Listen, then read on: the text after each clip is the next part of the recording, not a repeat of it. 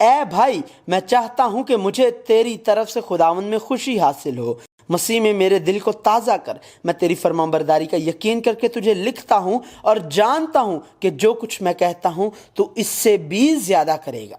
ابدی اور غیر متغیر کلام خدا۔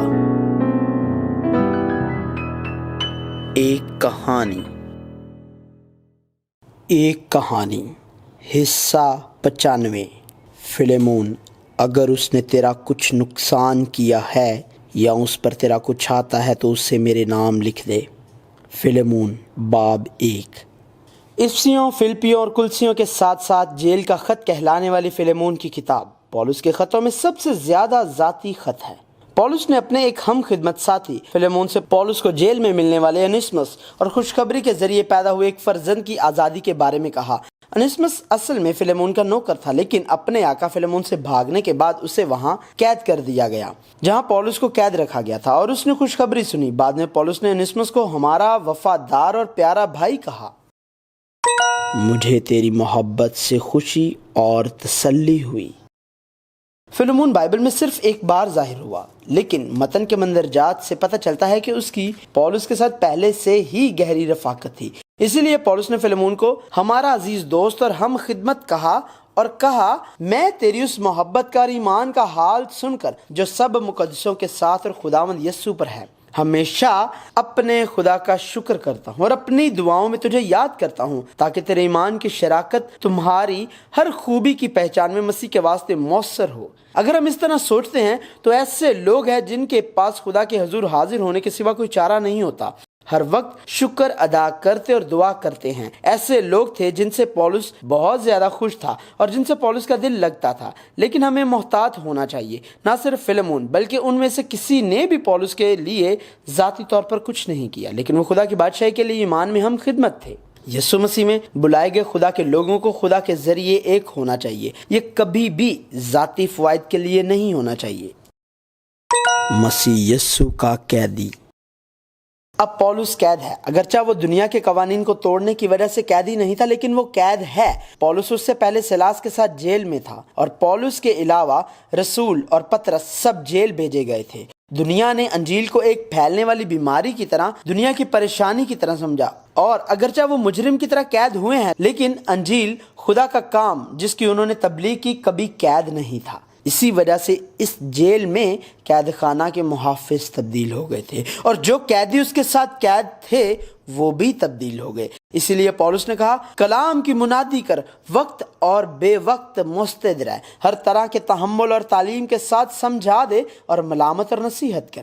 اس لیے پولس یہ کہنے کے قابل تھا، یہ نہیں کہ میں محتاجی کے لحاظ سے کہتا ہوں، کیونکہ میں نے یہ سیکھا ہے کہ جس حالت میں ہوں اسی پر راضی رہوں۔ میں پست ہونا بھی جانتا ہوں اور بڑھنا بھی جانتا ہوں۔ ہر ایک بات اور سب حالتوں میں نے سیر ہونا، بھوکا رہنا اور بڑھنا گھٹنا سیکھا ہے۔ جو مجھے طاقت بخشتا ہے اس میں سب کچھ کر سکتا ہوں۔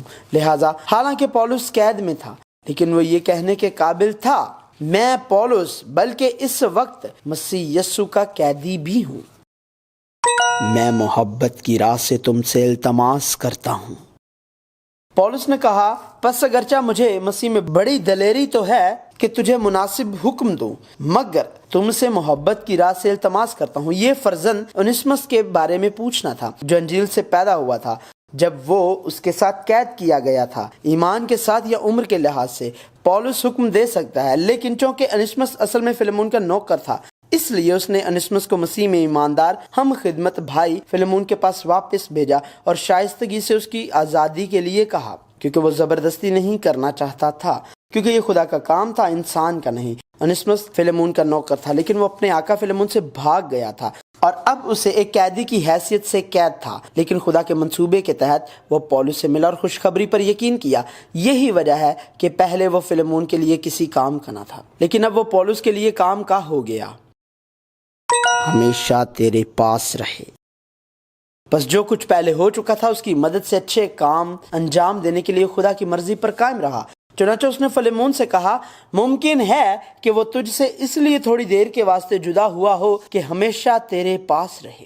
अनिस्मस ने गुलाम की हैसियत से आज़ादी हासिल की और अपनी मर्जी से फरार हो गया, लेकिन अब वो खुदा की रजा से पौलुस से मिला और खुशखबरी का गुलाम बन गया। और अनिस्मस ने जो मर्द खुदा के तौर पर दोबारा पैदा हुआ था, अपनी गुज़श्ता ज़िंदगी से तौबा की। बस अगर वो माजी में गुलामी पर मजबूर हो गया था, तो मसीह में पौलुस और फिलेमोन की तरह अनिस्मस अब एक और रिश्ता के जरिए फिलेमोन के साथ बतौर हम खिदमत भाई बन गया। इसीलिए पौलुस ने फिर कहा, बस अगर तुम मुझे शरीक जानता है तो उसे इस तरह कबूल करना जिस तरह मुझे। अगर उस पर तेरा कुछ आता है तो उसे मेरे नाम लिख ले। आखिर में पौलुस ने कहा कि अगर ओनेसिमस ने फिलेमोन का कोई नुकसान किया है या उस पर कुछ आता है तो उसका मुतालबा पौलुस से करो। इसका मतलब ये था कि पौलुस उसकी अदायगी करेगा। पौलुस ने यहाँ तक कहा कि वो उसका जिक्र नहीं करेंगे। फिलेमोन रूहानी तौर पर उसका मकरूज है। इसी वजह से हम अंजील को फिलेमोन की किताब में देख सकते हैं। जिस तरह यीशु मसीह ने हमारे गुनाहों का फिदिया दिया, इसी तरह पौलुस की अनिस्मस एक कैदी और एक गुनहगार के कर्ज की अदायगी अंजील जानने वालों की जिंदगी का एक पहलू है।